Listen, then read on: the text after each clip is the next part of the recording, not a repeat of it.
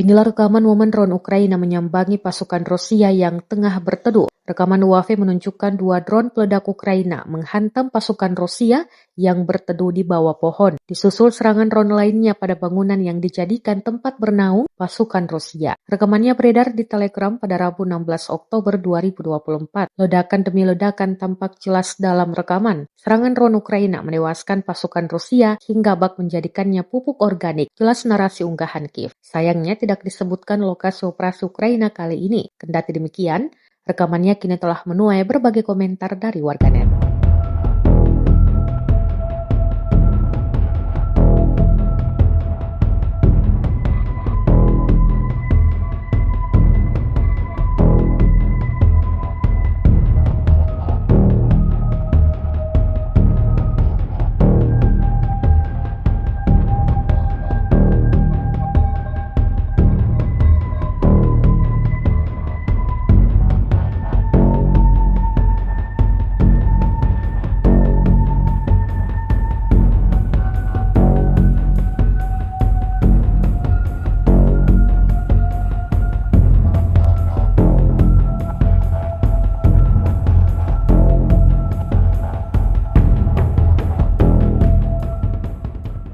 Download Tribun X sekarang, menghadirkan lokal menjadi Indonesia.